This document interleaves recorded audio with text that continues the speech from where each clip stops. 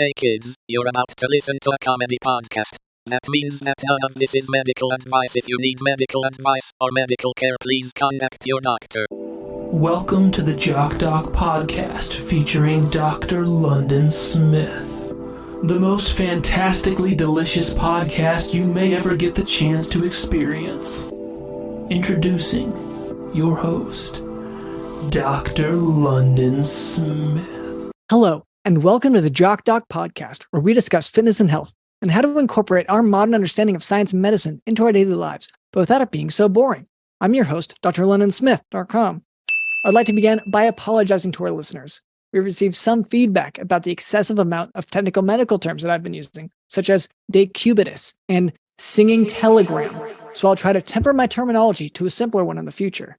Here to help with that is our producer, Cameron. Dr. London, I have one heck of an announcement this week. I'm very, very excited to talk about it. We have been at this now for over 200 episodes. Okay, yes. But I feel like we have our own personality and our own spin on what a podcast is and all that. But at the end of the day, we're the same as every other podcast. Two men talking about cancel culture and like watching TikToks. Yes. And they're way too old to have TikTok downloaded. And that's us. That's what our show is. We are going to be changing the Jock experience a little bit. Instead of guys talking into a microphone and you download it to your phone, beep, boop, I'm a robot, I download this to my phone and listen to it. The Jock podcast is going to be a Funtime Family pizzeria chain with animatronic, animals that are talking and singing. And so for old heads, I hear the old heads out there saying, well, I don't want change, I hate change. You will still be getting the exact same Jock podcast experience. Just instead of downloading on your phone, you go to this place at your lunchtime, on your lunch break, you buy some pizza, and then the animatronic animals open their mouths and the podcast comes out. But it's the exact same show. Yeah. Well, and like, I don't think you remember to mention, because this was sort of my end of the project, the token situation. They're games. Oh, of course. There's games. There's like it's not go-karts because you can't control it, but it's a little car thing you can kind of ride in. Yeah. And then, and it makes all the noises and it goes up and down a little bit and a little bit back and forth. Not like enough to scare you too much, but, sorry, I have been pretty obsessed with that game. Well, Dr. London, that's not your only contribution. We're selling pizza. It is London's famous pizza. It's not the traditional pizza you're used to. You know what I mean? Again, we're shaking things up. Do you want to describe? Yeah. So I went to the kitchen, and so they say that there's a certain way to do it. Like, oh, you have to do it just like they do in Italy. And I'll say a lot of the best innovations in culinary work has happened on accident. So I accidentally made foot tossed pizza. And yes. It was tough to do. Just imagine having that pizza, this delicious treat. Wow. Instead of, I hate even saying this, but instead of Chuck E. Cheese, who are now our enemies, these animatronic things aren't like, oh, we're singing songs. Oh, I love my family. No, it's me and Dr. London talking about medicine and interviewing a guest. Yeah. And talking about cancel culture. Yeah. And so if we'll still be releasing new episodes. You can still get them. It's just, again, on your lunch break, go. Try to time it right so you can get the whole episode in on your lunch break. Pick up some pizza, some foot toss pizza, and have a great time listening to a podcast. Wow, I'm so excited for this next adventure we're going on. Both with you, the listeners, and with my co-host here, Dr. London. He's my co-host now. This is my show. Yeah, which that was part of the... When I took over the cooking, Cameron said, well, if you get to do this, then you can't handle also the responsibilities of hosting anymore. Find me a chef who can manage being a chef and also a podcast host. Find me one. Yeah. Who? I know. Who? So Cameron's is taking a heavier hand in writing the medical lessons as well. So we'll see how that goes,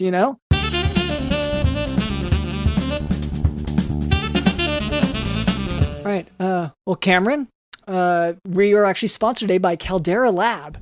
So May is here, and we're pretty excited to have our summer skin ready. Sure, better equipped to handle the heat, direct sunlight. I understand. Yeah. Backed by a leading clinical trial where 9 out of 10 men experienced healthier and visibly improved skin, Caldera Lab has tools to help keep your skin nice and ready for the heating up weather. We have this exclusive code for our listeners. It's JockDoc at calderalab.com for 20% off their best products. And if I'm understanding correctly, you are saying you're talking about being in the summer and having better skin and being more confident. You are saying I am going to be so handsome that the ice cream man will give me a free ice cream. We don't contractually we can't say specifically on this. I can only kind of say between the lines here. Like, I've seen how you look at each other. Yeah, the vibes he's giving me are so close to giving me a free ice cream. I just think maybe just a tiny little push will push it over the edge. Just a little better skin. I mean, just brighter, more vibrant skin. Well, have you tried, like, hesitating at paying? Like, whatever he says, that'll be, whatever, $40, however much ice cream costs. Yeah, he'll be like, hey, that's like $125. And sometimes I will, hands in pockets. I kick the dirt and I go, oh, shucks. He just sits there. Sometimes he's even on his phone. Have you seen these things? Yeah, but are these the vibes that you read as about to give you free ice cream? Yes, the vibes are extremely cold, which to me is ice cream. I'll say for myself, I have noticed that the improvement from using the product myself. I haven't tried it on ice creamers yet. Like, that's kind of the next. I feel like after a few more months of using the product, then I'll be there. But for me, I don't have the confidence yet. I have the new skin, but I don't have the confidence that comes with it yet. Right. I'm still acclimating to this better face. Anyway, but Caldera Lab creates high-performance men's skincare by combining pharmaceutical-grade science along with nature's purest and most potent ingredients. It helps you to take control of your skin as you age with Caldera Lab. So the Regimen Bundle, that leads their lineup. It's a twice-a-day routine to transform your skin. Inside the bundle, you'll find the Clean Slate, the Base Layer, and the Good. So the Clean Slate is where you start your day. It's a balancing cleanser, and it uses gentle plant-based cleansing. So it leaves all skin types refreshed. It's not harsh or anything. I use it all the time. The Base Layer is a nutrient-dense, fortifying moisturizer that hydrates your skin and absorbs fast. So it leaves you with a matte finish. You start your day confidently. The Good is your go-to at night before bed. It's a serum, a multifunctional serum that helps your skin look tighter and smoother, as well as to help reduce visibility of wrinkles and fine lines. In every drop of the serum, there's 3.4 million antioxidant units. And I think that's the issue. Just sorry to interrupt the ad, but just like the wrinkles. You think the wrinkles, more of them or less? Yeah, I don't know. I definitely know I have the wrong amount. I just see him look at my face, and then you can see his eyes start to look at my wrinkles one by one. And I think it's just either too many or not enough to give me a free cone. Do you think this could be from that pausing you were doing, where you just kind of kicked around and maybe just stared at him for a few minutes when he's expecting you to pay?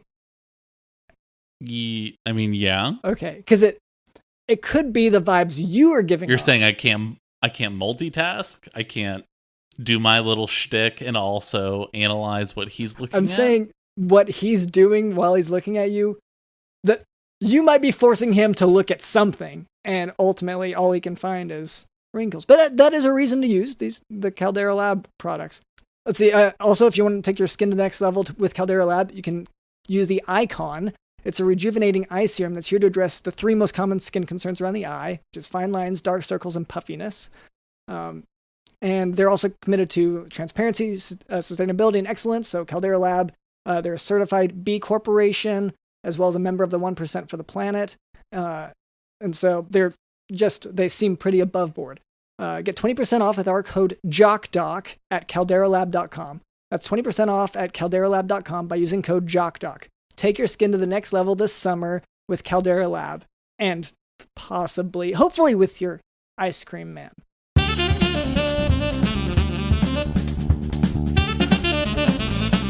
Anyway, that was our producer, Cameron. Also with us is Digital in the House.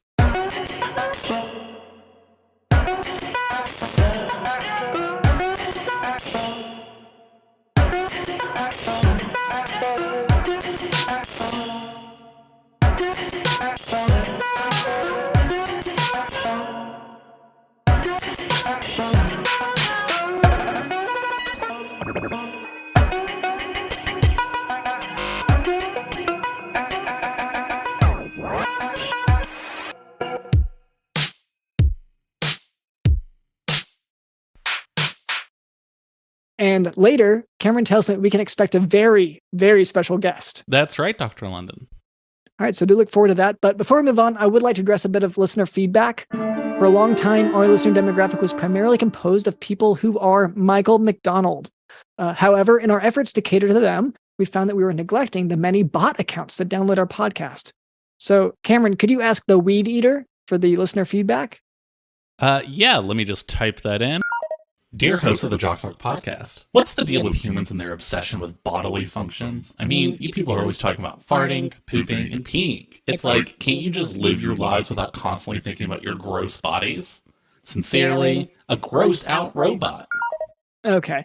So this one, we get this a lot. Okay, I want to say first, this robot is speaking from a place of privilege, okay? Robots don't have all the same, and technology is advancing enough that hopefully someday they will also deal with IBS, but they don't yet. So the rest of us, and everyone does this, everyone has violent bouts of just uncontrollable having to go pee-pee sometimes. And if me and Dr. London have to run to the restroom in the middle of a podcast and it's just sort of dead air for 15 minutes, that's what being a human is. Anyway, to that listener, thank you for listening. So now for today's medical topic, tonic-clonic or grand mal seizure. And to clarify there, I've made this mistake before. Before med school, I heard the term grand mal seizure, and I thought they were saying grandma seizure. Okay, this is mal like malpractice, M-A-L. So grand grandma mal seizure, of course, is like the sort of old folk legend where an old kind of crone visits you at your home and gives you a seizure. And that's not true. It's not real. It is an old wives' tale. Well, I don't know that it's like, I haven't seen evidence to disprove it. Just keep going with my medical lesson. Keep going. Okay, so a seizure is a burst of uncontrolled electrical activity between brain cells. And a tonic-clonic seizure, specifically, which is also grand mal seizure, it's a generalized seizure with a tonic portion involving varying phases of muscular rigidity, followed by the clonic portion, which is jerking of the muscles of the body for several minutes. After a tonic-clonic seizure, patients will have what is known as a post-ictal state, which is a 5 to 30-minute period in which patients will typically experience some degree of confusion. They'll feel really out of it. And let's go ahead and clarify. Sometimes you will make some sort of jerking motion and then afterwards be really tired and you're just like laying flat on the ground. That does not mean you are in trouble. Oh, yeah, I get.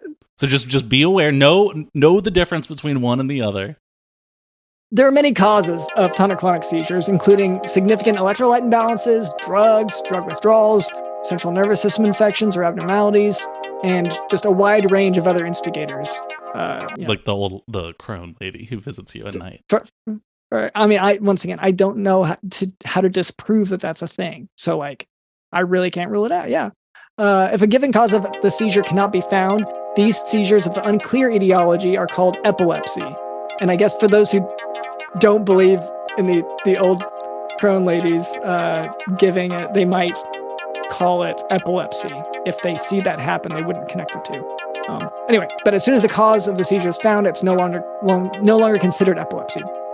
To treat a tonic-clonic seizure, you try to find the cause by testing for those abnormalities and then treating them.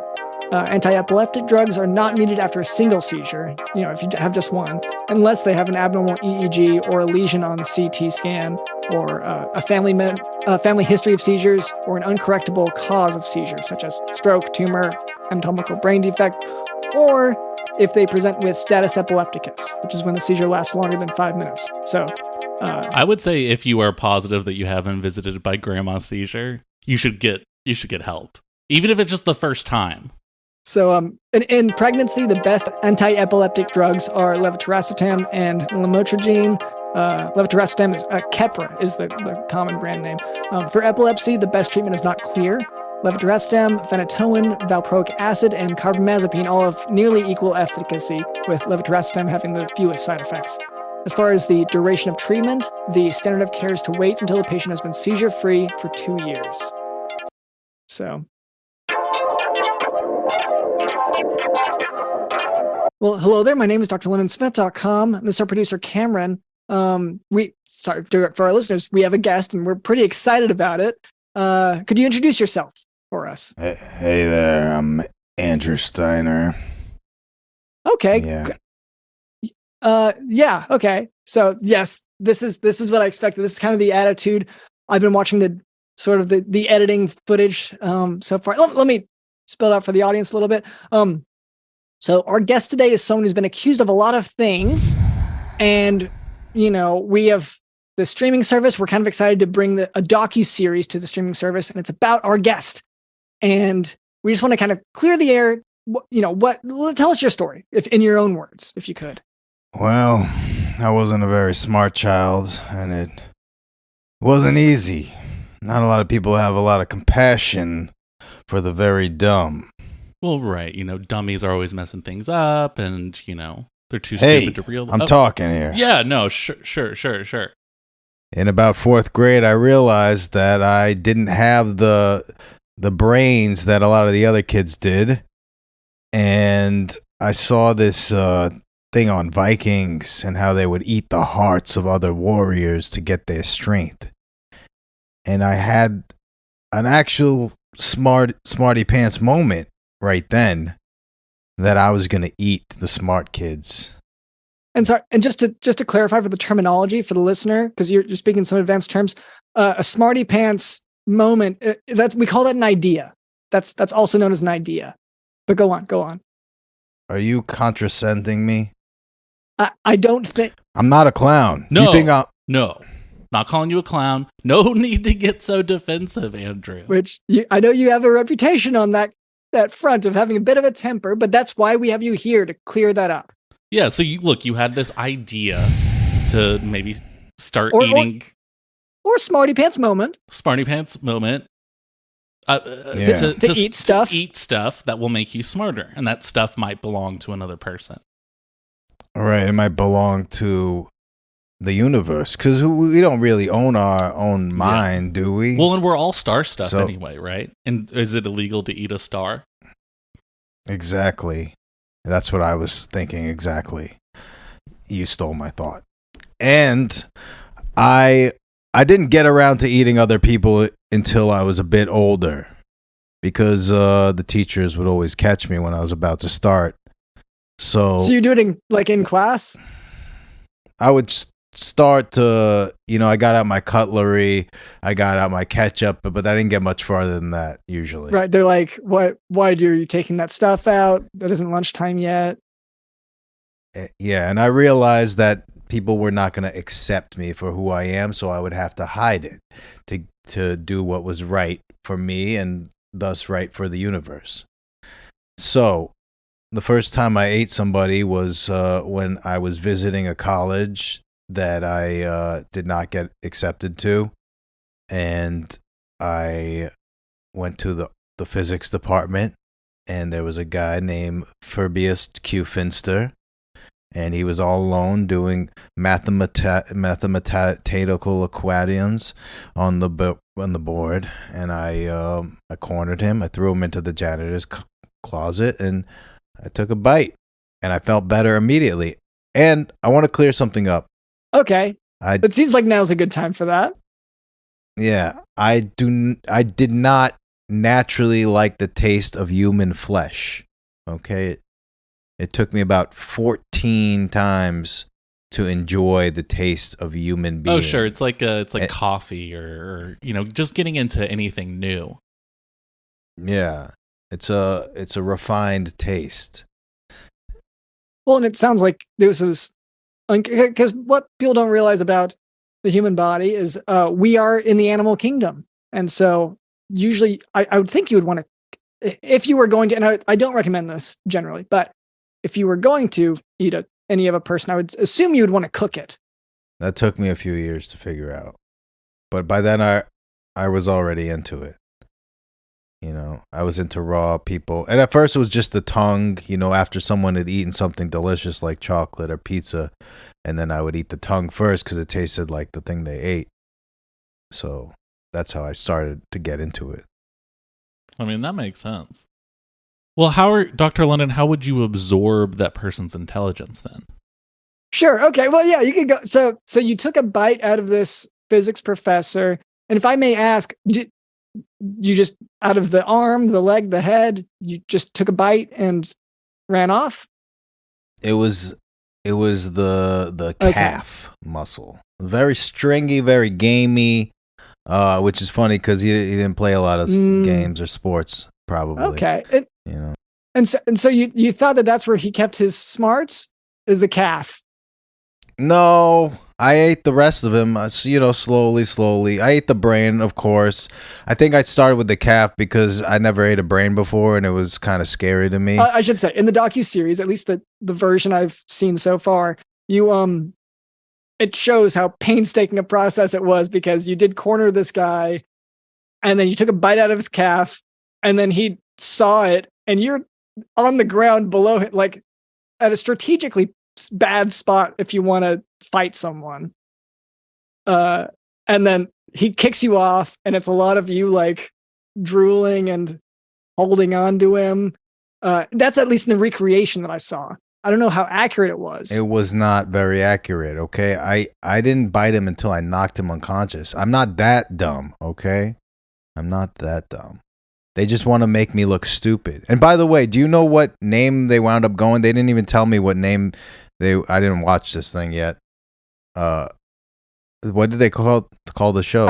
I think that it's they call it something that seems really to throw everything off. They call it the interdimensional being, which to me like avoids the whole.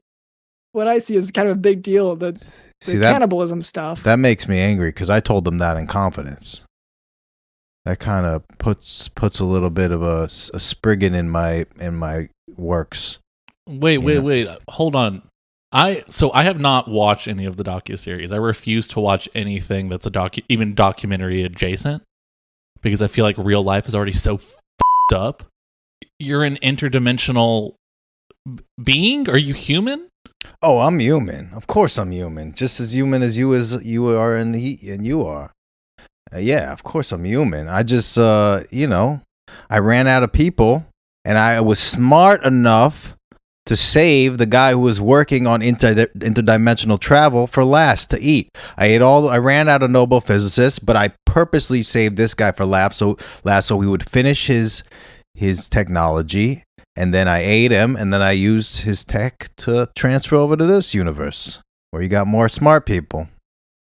So I don't really know how the science behind all this works. But if you had eaten him before he invented that, wouldn't you have absorbed his knowledge and then been able to do it yourself? Or does it not work like that? It's not as one-to-one. You know, I say, this is what I tell people at dinner parties, is I say, I get about a 16th of an IQ point per every smart person I eat. That's tough. People talk about how working out and everything is 70% diet. It sounds like you have to work so hard and eat so much to make any progress in this. I've eaten over 700 smart peoples. So that's about 43 IQ points so far ish. Yeah, I'm smart. Okay, now we know. What is the end goal here? Just to be the smartest person ever? Like, what are you going to do with all this intelligence? I just want to go on Jeopardy and win. Oh, wow. That's the dream, huh? Yeah. I figure, like, this is also free meals, right? Like a lot of free food. Meals. Yeah. Yeah, that is nice. That is a bonus to this lifestyle. Yeah. You know? And I got a lot of followers on Instagram, so that's good. So with a docuseries, and did they pay you for it? I guess is one of the questions coming from me. You know, they said they would cover any legal fees I might happen to incur here, and that tends to amount to a lot of money. Okay. So, yeah. So I saw the contract a little bit, and I know you've already signed it. It's all kind of in motion, but it is what they legal fees was in quotes, and a lot of like the legalese was about, they pick the lawyers, and it's mostly pro bono stuff. Just a heads up for you there. All right. Well, and since the cat's out of the bag, and now that you guys know I'm interdimensional and everything, and yeah, the real Andrew Steiner, well, the Andrew Steiner from this dimension anyway. Oh, yeah.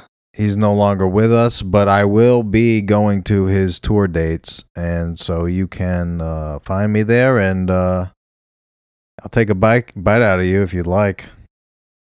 Yeah. Okay. Yeah. No, I wouldn't personally. Once again. Wait, why'd you eat the Andrew over here? Was he? I mean, no offense, but was he sort of naturally smarter than you were in your world? He wasn't that smart. I didn't really.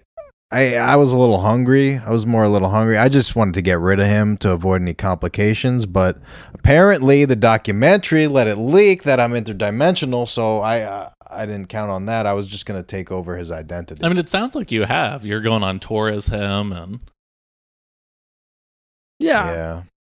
It sounds like it's maybe just kind of doing you a lot of favors, apart from like, because you already got the worst thing, which is caught with your alleged, criminal activity. It seems like that you did on your own, and then you stole an identity. So right. And the thing is I'm selling way better than Andrew of this world ever was, because, my Instagram's popping. People know me from the doc. So these tickets are flying off the shelf. Better get them before we run out, How do you feel people like you, we'll call them cannibals, I don't know if that's an offensive term or whatever. No, we people don't call eaters. us that. We call us diners of the divine. Okay, divine diners. Well, he just said diners of the divine. Like, diners you can't of just say though he said the it. divine. How do you feel how it's often depicted in movies and TV shows and stuff? You'll watch American Horror Story and they're like these monsters, that eat people. Or, and Jeffrey Dahmer, Cannonball Lecter, zombie movies, the Walking Dead, all those. Yeah, like how do you feel about how it's depicted in Hollywood? It doesn't usually bother me. I mean, Hannibal Lecter, he obviously got smarter from eating people. He was very smart. That is a very interesting point. I need to rewatch that. Yeah. Anyway, we have to get to chores. Oh, chores? Yeah, let me explain what Dr. London is talking about. Dr. London and I have been neglecting everything on our to-do list for a very long time now, and so we invented this chore wheel that we put all of our tasks on it, and every week we spin it, and whatever it lands on, that is what we have to do. And Andrew as our guest, or Andrew 2, other Andrew, because I feel disrespectful calling you just Andrew when there wasn't. Andrew Prime. Okay. Andrew Prime. I learned that from math. Andrew Prime, can you spin that big old wheel that's behind you?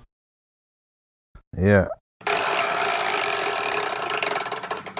Okay. Oh, of course we have to do this one. Not this one. Okay. We have to invent new pizzas for the pizzeria chain store that we're converting the podcast into. As you heard earlier in the episode, Dr. London's Pizza, which is a pizza, and it's stomped and scooped salami. But we got to have variety. That can't be the only pizza we're offering. Are you open to human flesh? Well, let's not get ahead of ourselves, okay? But ultimately, we are just open, I guess is the way to say it. I'm not against it. I think I need to try it first. Exactly. And even if they don't want to eat the people pizza, they might come there just to see who does. Yeah.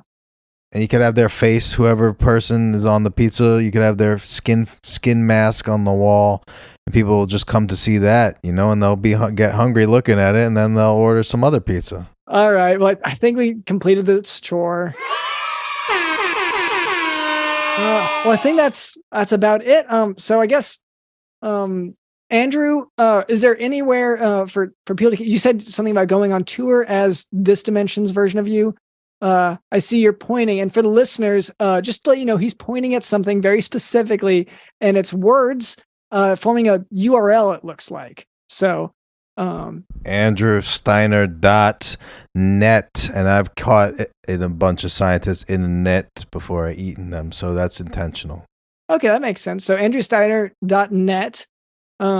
Be sure to check that out. And then, do you have any? Well, what are your social media handles so people can? I know they might get banned, but just search Andrew Steiner. You'll find me on YouTube and Instagram, and that's the main ones. All right. Well, thank you so much, Andrew, for being on. This Andrew Prime for being on. Thank you to our producer Cameron. Thank you to Dude on the House. I'm not that dumb. I'm not a clown. They just want to make me look stupid. Oh, I'm human. Of course I'm human. Just as human as you are and you are.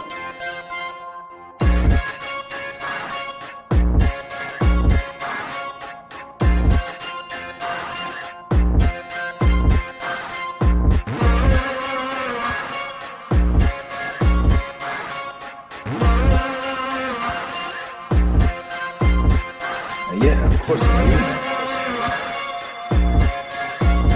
And I was smart enough, they just want to make me look stupid. I'm not that dumb. I'm not a clown. Oh, I'm human. Of course I'm human. Just as human as you are and you are. They just want to make me look stupid.